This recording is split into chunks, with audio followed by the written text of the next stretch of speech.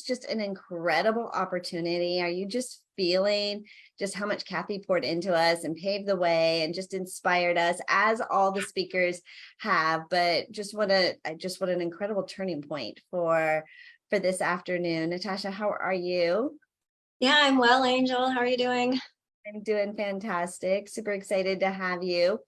Natasha Samson, she's a mind healing educator and professional engineer. She shares a deep understanding of healing the mind, the root cause of suffering through physical tools of Ayurveda and yoga, as well as the philosophy and psychology of the sister sciences. She has over 10 years of study, teaching, and counseling. She hosts retreats. She offers courses, workshops, and does keynote speaking engagements. She's a dynamic educator, business owner, professional engineer, and she currently resides in British Columbia. Today, she's going to talk to us about the harvest of healthy habits, 3 non-negotiables for continual success. I'll let her cover what those 3 non-negotiables are. But something unique about Natasha we don't know. She's the kind of person that will source a local farmer when traveling and go out of her way to pick up local grass-fed, happy animal meat and farm fresh vegetables to make her own meals. So I love her dedication and her service to our local farms. Her free gift today is Yoga for Grounding and Rejuvenating Sleep ebook. Natasha, welcome. Thanks for being here. Yeah, thank you so much. Thank you, everyone who's here, all of the folks who are watching at home later, and for both you, Angel and Deb, for inviting me to come on today. It's so fun to be here with all these amazing women and listen to the speeches and connecting with some of the other speakers before I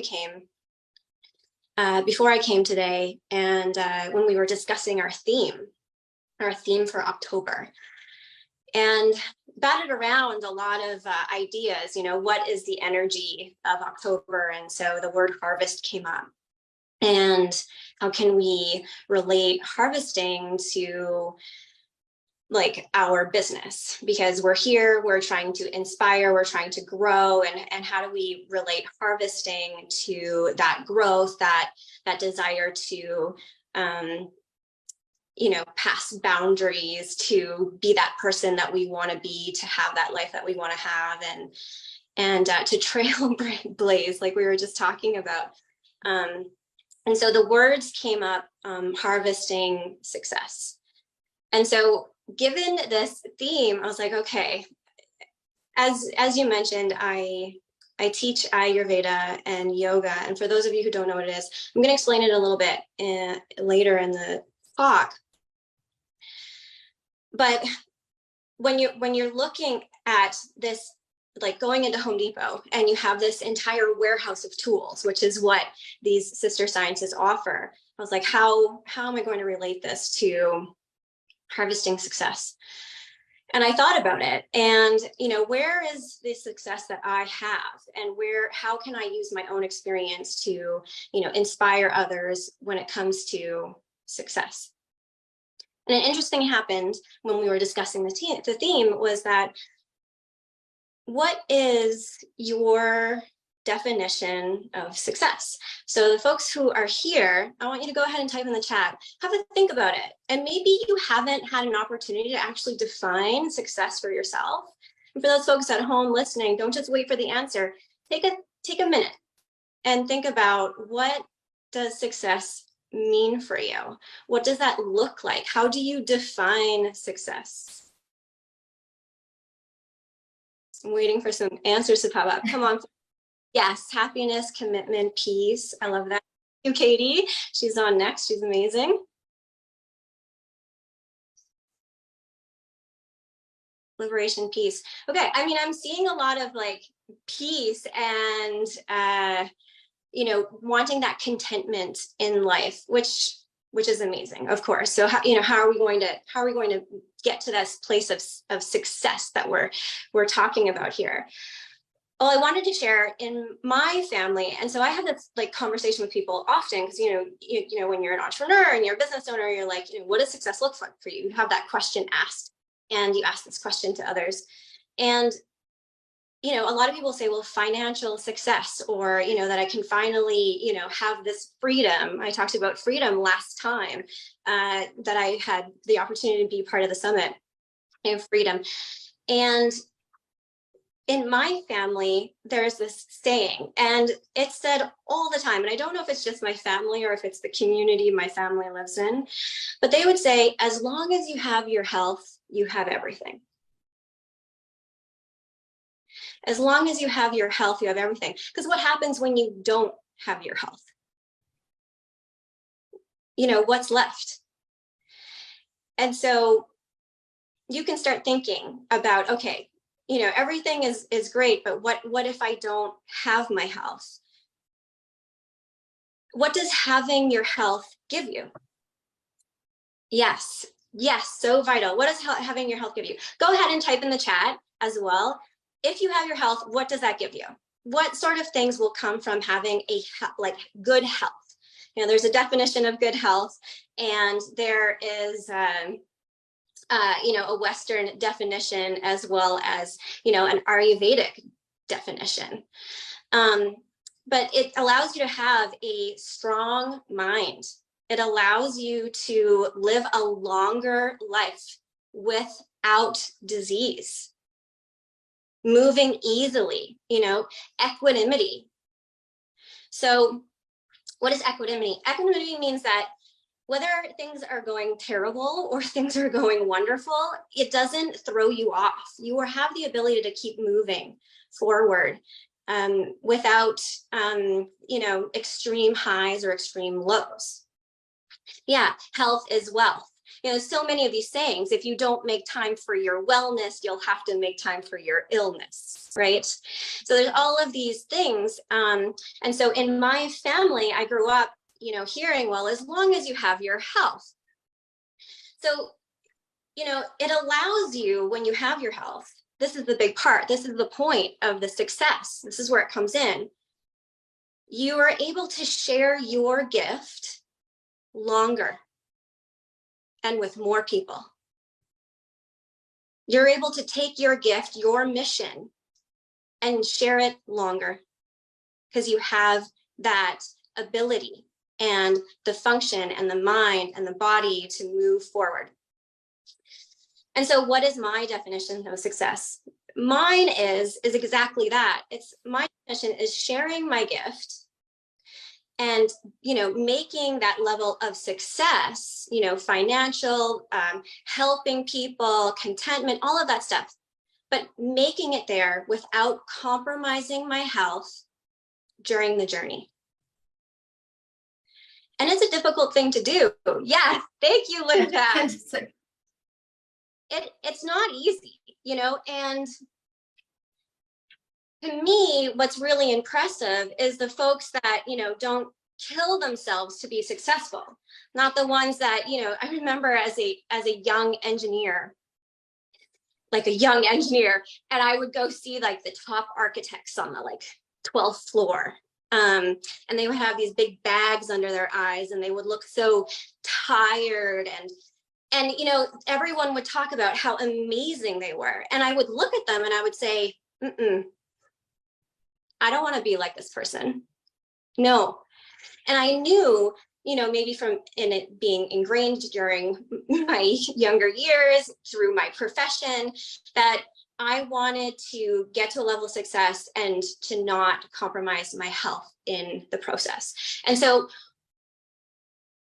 as Angel mentioned, I'm going to be talking about habits. Now,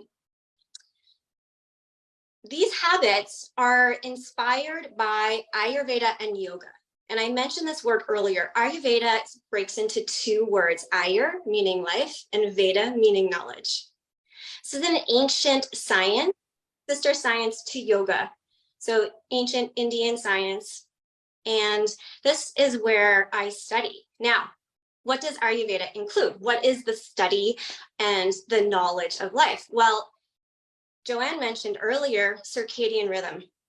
Now, circadian rhythm more recently in the West has won Nobel Prize. for the amount of work and all of the things that Joanne was talking about, how important to align ourselves with the rhythms of the day and how that makes our body function like a well-oiled machine if you eat at the right time and sleep at the right time. Now, circadian rhythm is aligned with the dosha clock, so the Ayurvedic dosha clock. And I've done this East Meets West Wisdom course series with a good friend and doctor friend of mine. And we took the circadian rhythm clock and we took the Ayurvedic dosha clock and put them side by side, and they aligned. Except the dosha clock had probably 3 times more data points on it than the circadian rhythm clock. So they're getting there. They're on their way. And Ayurveda includes that. It includes, aligning yourself with nature. It includes the study of herbs. Food is a big thing. Not only what you eat, but when and how you eat. And when you eat is even more important than what, which can be mind-blowing, but that's what Ayurveda teaches us.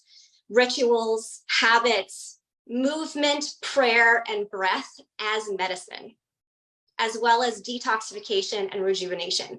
So, you can understand what I'm talking about, how there is this warehouse, this like Home Depot warehouse of things, and yoga, the sister science, now that's the practice that strengthens the mind and slows the disease process, slows it down. So you've got these two sciences, this Ayurveda life science and this yoga, the science of the mind and soul. You bring them together and it's a lifestyle commitment. Now, for me, I've been studying and teaching Ayurveda for so long. I was saying to my mother this morning, I'm like, I'm not quite sure exactly what to say here today because these habits are so ingrained in me at this point. It's like brushing my teeth. But it's because I've been doing it for such a long time. But it's cultivating these habits that allow you to make these subtle changes that will have a very large impact in your life. Now, it's not about overhauling your entire life and changing all of your habits and aligning with circadian rhythm or bust. It's not about that. And it's when you put together with everything Ayurveda and yoga has to offer. This is why I'm here today, to pull out from this big warehouse the 3 habits that I feel are the non-negotiable from my years of practice and consultation and helping other people. And I'm gonna offer them today. And so what is a habit? So you can go ahead and type in the chat, what really defines a habit for somebody?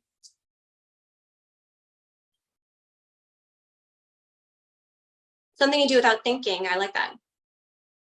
Repeated actions. Yes. So they are repeated actions and they are things that you eventually get to without thinking. Now, what I want to make sure, a point I want to set across is that how many folks here make their bed in the morning, right? So you get up, you make your bed, you go brush your teeth, you start doing things, you walk back in your room later and you're like, I don't remember making my bed. How'd that happen? So that's kind of it's habitual. It's something that you do repeatedly. Okay. Do we make our bed every single day? No, we don't. And we don't because life, right? Sometimes we're depressed. Sometimes we're anxious. Sometimes we're sick. Sometimes someone else is sick. Sometimes we got to get up and get out of the house immediately. And you come back and you're like, whoa, I didn't even make my bed this morning. And that's okay, because the idea is, my husband's still in it. I love it. Exactly, right? We can't necessarily make our bed every morning. And that's the idea behind a habit. A lot of folks want to start a new habit and they try. And when we all inevitably don't do the thing one of the days, we think that we're failing. And we think that, 100% or bust. A lot of us folks, especially entrepreneurs, we want to give it 110%. We want to be amazing. We want to do everything perfectly. So if we don't do it perfectly, we quit. done. We don't do it again. We tried that habit. It didn't work. Right. And yeah, unrealistic, right? One of the things that we say in Ayurveda, it's like, you have like this expectation, you know, this like here, your unrealistic expectation is here. And reality is like here. And like what's between your unrealistic expectation and reality? That's pain in the middle, right? Suffering. And so what I want to come across is that it's intention. You make an intention to do one thing. And that one thing, if you miss it that day, you're going to do it the next day. And you're just going to keep on that intention until that intention becomes a habit. And so habits create comfort. There's a sort of comfort to it, right? Like when your bed is made, there's a level of comfort that you have that's done. It's a level of comfort. And so it's not easy to actually create a habit. You know, we talked about the bed. I'm sure when we were teenagers and like through our adulthood, what's the point? I'm going to get back in it later. You know, I have an aunt, and I remember, you know, telling her, you know, some of the things had inflammation throughout her whole body, hot. So excess fire, rheumatoid arthritis, not being able to sleep at night. And she was drinking tea. She had this habit of drinking caffeinated tea at night with, you know, a muffin or a biscuit or, you know, toast or whatever. And she couldn't sleep. And she was taking sleeping pills, and she was like going to all of the, you know, doctors, and no matter what she did, no matter what pills she took, no matter how much she doubled up on the sleeping pills, she couldn't get to sleep. And I yelled at her one day, really, I did. It's just like, okay, I'm like, you have to stop the caffeine. Like you have to like not drink tea that late. It's going to affect you. And she's like, well, what am I supposed to drink? Yeah, thank you, Linda. Yeah, I was like, warm water, right? And so anyway, I don't think that I'm going to have any effect on my aunt at all. And I give that to her and I walk away. I come home a year later, and her husband's like, you know what? That time you yelled at her, she's been trying to drink warm water since then. And I turned to her and I said, how's your sleep? She's like, well, I'm sleeping, you know. And I was like, yes, thank you. And yeah, and so as I mentioned, I was you know, talking with my mother this morning, and she had said that she saw my aunt the night before, last night, and they were having their, you know, Thanksgiving, and she mistakenly, by habit, took some tea with her dessert. And she looked down and she took a sip and she said, oh my God, she's like, I'm not supposed to be drinking this. I need hot water. And so that's it. You know, that's the beauty. And I'll tell you, there is nobody that I know that is harder to break a habit than this woman. And so if she can start drinking warm water at night, you know, it's possible for all of us to start changing those habits very slowly. And it's really important for us to pick the habits that are going to lead to our good health so that we can share our gift longer with more people and with a full cup. So what are these habits? What are the 3 things that I believe from Ayurveda and yoga that is the non-negotiables? So I'm going to name them here. Sleep. We heard that this morning from Joanne. Strategic movement.